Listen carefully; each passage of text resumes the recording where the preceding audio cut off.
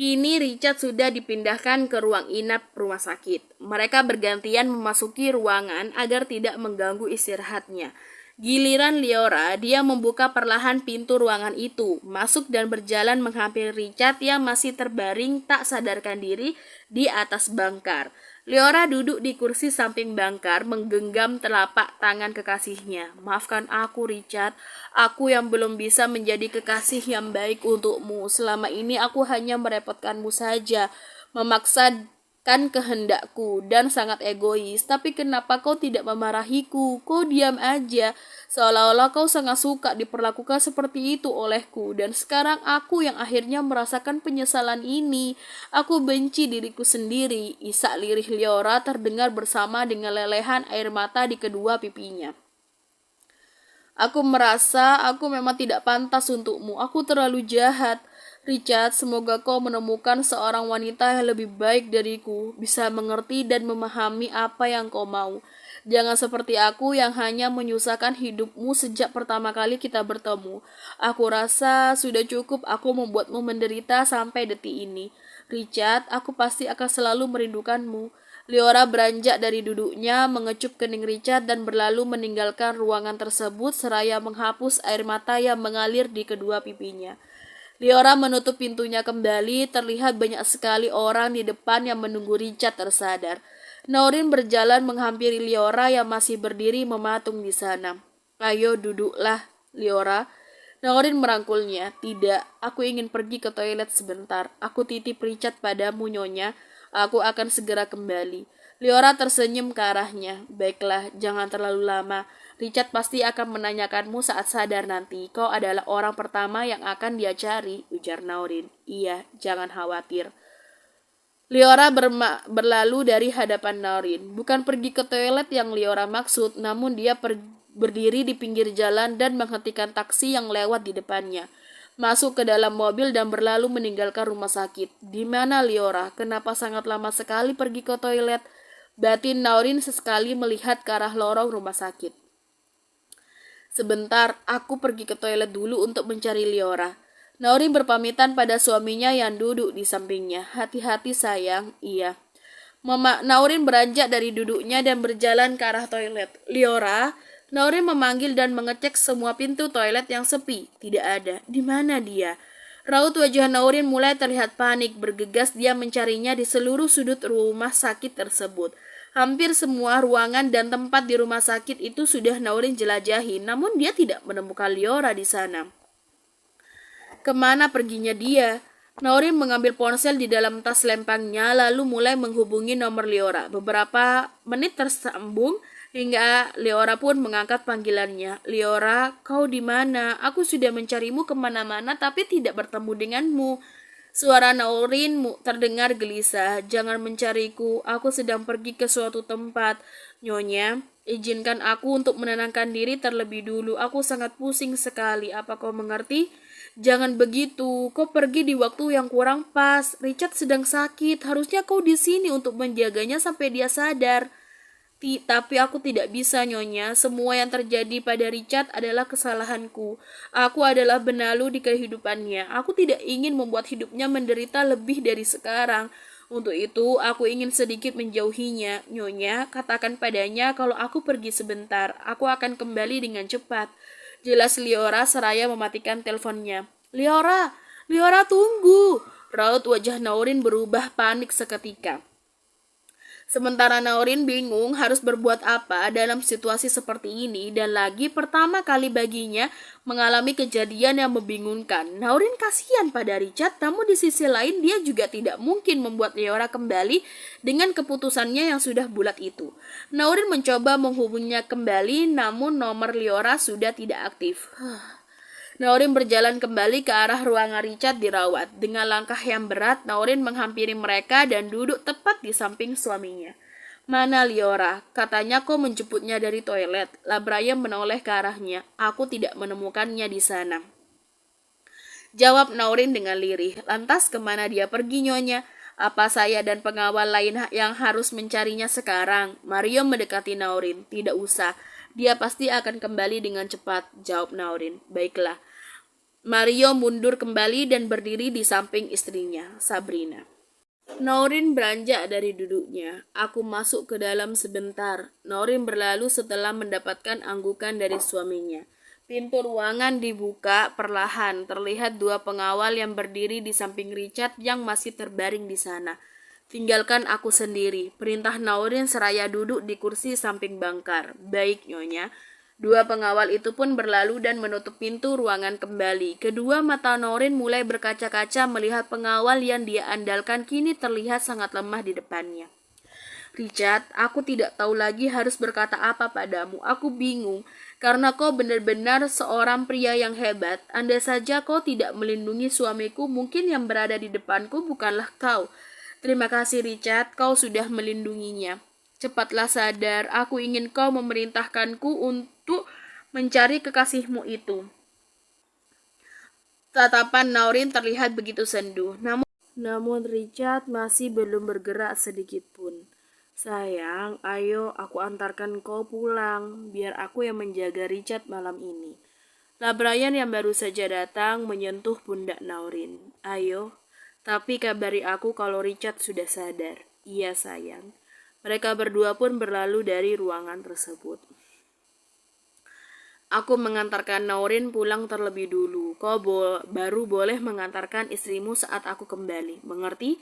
Perintahlah Brian pada Mario yang berdiri di depannya. Mengerti, Tuan.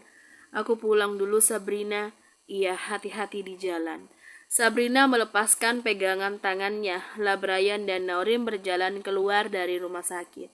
Di dalam mobil, mereka berdua terus membicarakan Liora.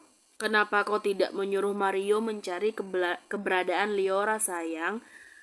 Terus bagaimana kalau Richard menanyakannya setelah sadar? Tanyalah Brian, bilang saja dia pergi sebentar dan akan kembali lagi. Memangnya dia bilang padamu? Iya, Liora sempat mengangkat teleponku sebelum akhirnya mematikan nomor ponselnya. Dia menitipkan Richard padaku dan aku harus disuruh menjaganya. Dia bilang ingin menenangkan dirinya karena pusing. Aku tidak tahu masalah apa yang sedang mereka lewati. Bahkan aku mencoba mencegahnya karena aku pikir dia pergi di waktu yang kurang tepat. Di saat Richard membutuhkannya, dia justru pergi. Tapi dia berkata akan kembali dengan cepat dan berpesan padaku untuk jangan mencarinya dulu. Entah apa yang akan dia lakukan, aku juga tidak tahu, jelas Naurin panjang lebar. Ya sudah, kau juga jangan terlalu pusing memikirkan hal itu. Kita akan membantunya jika mereka memintanya. Jangan mengambil keputusan yang tidak berhubungan dengan kita. Itu adalah privasi mereka, sayang. Brian mengelus lembut rambut istrinya. Iya, aku rasa seperti itu. Aku hanya sedih saja. Aku tidak bisa membayangkan bagaimana perasaan Richard saat mengetahui Liora tidak ada di sana menunggunya. Bukankah itu sangat sakit? Naurin menoleh ke arahnya. Kau benar, itu sangat menyakitkan. Tapi kembali lagi pada Richard. Jika dia benar-benar mencintai Liora, dia pasti akan mencarinya meskipun ke ujung dunia sekalipun. Wanita memang rumit. Ujarlah Brian. Rumit sepertiku? Naurin menatap lekat ke arahnya. Bukan, kau tidak rumit sayang, tapi sulit kau ini. Naurin memukul lengan suaminya. Waktu terus berjalan hingga tibalah malam hari di rumah sakit. Terlihatlah Brian dan Mario yang sedang duduk di ruang inap tersebut. Pintu ruangan dibuka oleh Antonio. Apa Richard belum sadar juga? Antonio berjalan ke arah Richard dan memeriksanya. Tidak ada pergerakan sama sekali darinya. Kau ini bagaimana sih? Sautlah Brian, sabarlah, kalau tidak nanti malam pasti dia akan sadar besok pagi. Bagaimana? Kenapa dia bisa tertembak seperti itu? Antonio duduk di samping Mario. Dia berusaha melindungiku. Sebenarnya aku yang akan tertembak waktu itu, jawablah Brian. Ya Tuhan, sampai kapan kalian akan menjadikan pistol seperti mainan? Apa kalian tidak bosan terluka? Sudahilah semua ini dan hidup kembali dengan normal. Kalian benar-benar hidup dalam kegelisahan. Kami juga sangat menginginkan hal itu. Tapi kau tahu sendiri kan kalau musuh Tuan Brian itu banyak. Mereka ingin sekali merebut kekuasaannya. Untuk itu kita juga harus bertahan. Kau pikir kita yang menyerang mereka? Sambung Mario. Iya, aku tahu. Makanya kasihanilah separuh hartamu. Kasihlah separuh hartamu padaku. Aku yakin tidak akan ada orang lain yang iri dan menyerangmu, cetus Antonio. Kalau kau mau, ambil saja semua yang kupunya. Kau tahu kan, kalau itu tidak ada gunanya di mataku sekarang. Yang sangat berarti di hidupku adalah istriku dan calon anakku. Selebihnya hanyalah sampah. Jawablah Brian. Antonio menggelengkan kepalanya. Kalau begitu, kenapa tidak kau serahkan saja kekayaanmu pada orang tua angkatmu itu? Dia pasti akan mengelolanya dengan benar dan kau bersama istrimu pergilah ke suatu tempat yang nyaman. Hiduplah bertiga dengan penuh kedamaian, ujar Antonio. Kau pikir hidup itu segampang ucapanmu? Kau tidak tahu bagaimana perjuangan kedua orang tuaku untuk mendapatkan semua ini. Lantas aku menyerahkan begitu saja pada Andovi si bodoh itu. Aku berkata padamu hanya gurauan saja, sampai mati pun aku akan tetap memegang kekuasaan ini. Tidak akan ada yang bisa menghentikanku selain Tuhan. Kau mengerti? Brian menatap Antonio di depannya. Terserah kalian saja. Aku hanya seorang dokter yang tidak tahu menahu tentang bisnis kalian. Aku hanya mengatakannya demi keselamatan kalian saja. Antonio beranjak dari sana dan berlalu. Pantas aja dia jomblo, dia sibuk dengan halusinasinya saja, cetus Mario. Keesokan paginya, terlihat kedua mata Richard bergerak dan membukanya perlahan. Aku sudah di sini ternyata. Berarti Richard hendak beranjak duduk. Teriakan Richard membangunkan Brian dan Mario. Richard, kau sudah sadar? Mario cepat tekan tombol daruratnya, perintah Brian yang sudah duduk di kursi samping bangkar. Baik tuan. Dengan tergesa-gesa Mario menekan tombolnya. Apa sakit? Mana yang sakit? Tanya Brian. Apa kau butuh pijitan? Biar aku yang memijitmu. Di sini, Mario memijit kaki Richard. Richard yang melihat keduanya sontak tidak bisa menahan tawanya. Aku tidak apa-apa tuan, dan kau Mario, kau ini sedang apa? Kenapa wajahmu begitu sulit diartikan? Cetus Richard. Aku begini karena khawatir dengan keadaanmu yang menyedihkan kemarin. Jawabnya. Apa lukanya masih sakit Richard? Sambunglah Brian. Tidak tuan, aku baik-baik saja, hanya peluru kecil. Syukurlah, aku hampir saja bunuh diri jika terjadi sesuatu denganmu. Bagaimana tidak? Kau sudah melindungiku dengan baik dan aku merasa bersalah jika terjadi sesuatu denganmu, ujarlah Brian. Bersama dengan itu, Antonio pun masuk ke dalam berjalan menghampiri Richard yang sudah duduk di atas bangkar. Bagaimana?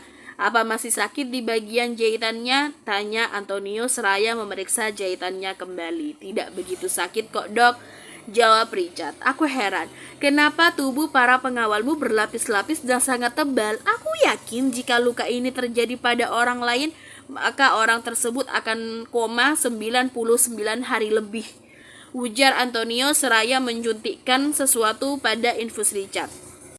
Apa kau ingin aku ajari cara menebalkan kulitmu, dok? Mario mendekatinya dan melingkarkan lengannya pada leher Antonio. Tidak, terima kasih. Aku adalah orang yang lembut.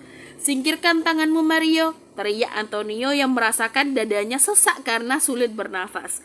Baiklah, Mario melepaskannya. Kurang ajar kau. Antonio memukul lengan Mario di depannya. Aduh, jariku, ini lengan atau besi sih? Antonio memegangi tangannya yang memerah karena memukul Mario. Membuat semua yang berada di sana tertawa melihat tingkah keduanya. Sebentar lagi seorang suster akan mengantarkan sarapan untukmu dengan beberapa pil obat. Kau minumlah obat itu setelah makan, mengerti? Antonio menoleh ke arah Richard. Mengerti dok, jawabnya. Aku akan pergi dari sini. Sudah tidak betah karena ada mereka. Antonio pun berlalu. Sementara di kota lain terlihat seorang wanita yang sedang menanam bunga pada sebuah pot yang berada di depannya. Wanita itu bukan lain adalah Leora yang menempati rumah lamanya dulu. Dia sedang merapikan dan menata kembali bunga-bunga peninggalan Tuan Didon yang sudah tumbuh dengan liar memenuhi halaman rumahnya. Aku akan merawatnya kembali, ayah. Semangat. Leora terus saja bekerja keras sendirian, namun sesekali dia harus menyeka air mata yang akan keluar dari kedua matanya itu. Aku merindukanmu, Richard. Aku yakin kau baik-baik aja. Untuk itu aku meninggalkanmu kemarin, gumam Leora. Tanpa lelah, Leora terus membereskan kekacauan itu sampai bersih. Akhirnya selesai juga. Leora duduk di teras rumah sambil sesekali mengelap keringat yang terus membasahi dahinya, lalu berjalan masuk ke dalam, mengambil air minum dan meneguknya sampai habis. Leora terpaku melihat dirinya di depan cermin. Aku ingin memulai hal yang baru. Aku tahu ini sangat tidak mudah untukku, tapi aku ingin mencobanya. Aku tidak mau bergantung pada orang lain lagi. Itu akan membuat orang tersebut menderita karena kehadiranku. Leora menundukkan kepalanya dengan getaran tubuhnya yang terlihat jelas karena menahan tangis yang berusaha dia pendam. Maafkan aku, Richard, karena tidak bisa berada di sampingmu saat kau butuh. Isak tangis Leora terus memenuhi keheningan rumahnya pagi itu.